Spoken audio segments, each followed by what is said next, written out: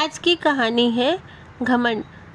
मेरे चैनल पर नए हैं तो चैनल को सब्सक्राइब कीजिएगा और कहानी पसंद आए तो शेयर भी कीजिएगा।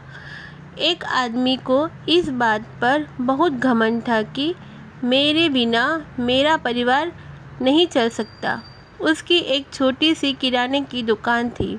उससे जो भी कमाई होती थी उसी से परिवार का गुजारा चलता था, क्योंकि पूरे घर में कमाने वाला वह अकेला ही था। इसीलिए उसे लगता था कि उसे बगैर सब भूखे मरेंगे। एक दिन वह पूर्ण संत जी के सत्संग में गया।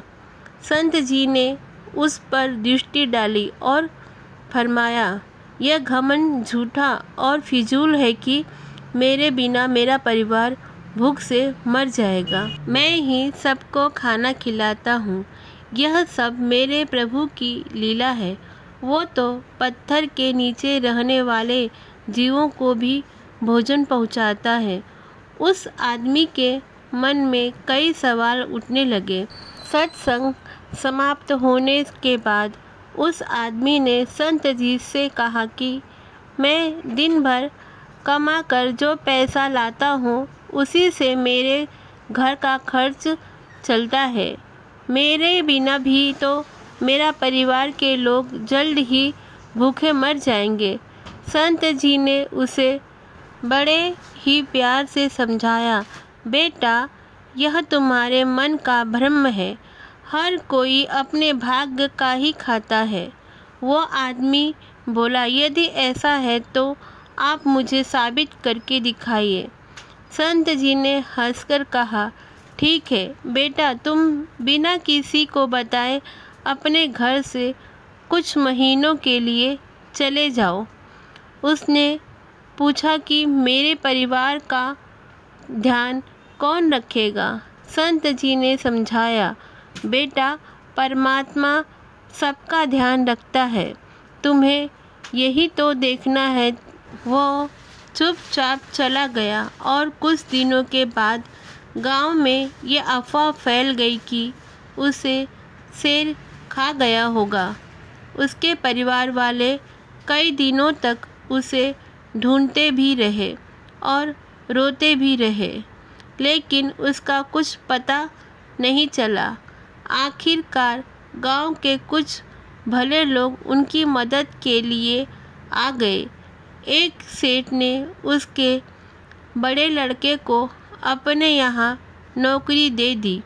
गांव वालों ने मिलकर उसकी बेटी की शादी कर दी। एक भला आदमी उसके छोटे बेटे की पढ़ाई का पूरा खर्च देने को तैयार हो गया। कुछ महीने बाद वही आदमी छिपता छिपाता रात के वक्त अपने घर लौट आया। पहले तो घर वाले ने भूत समझकर दरवाज़ा ही नहीं खोला।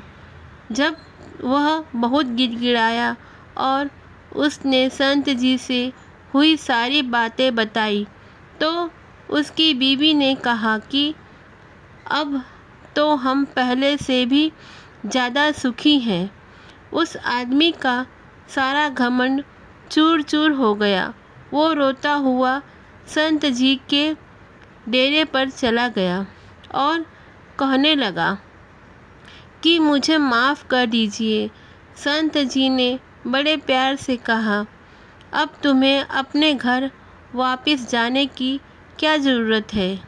बेटा, इस जगत को चलाने का दावा करने वाले बड़े बड़े बादशाह मिट्टी में हो गए। दुनिया उनके बिना भी चलती रही।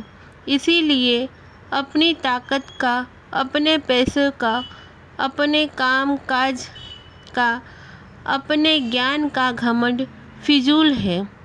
अब तुम्हें बाकी का सारा जीवन मालिक की भक्ति में और लाचारों की सेवा में लगाकर इसे सफल करना है।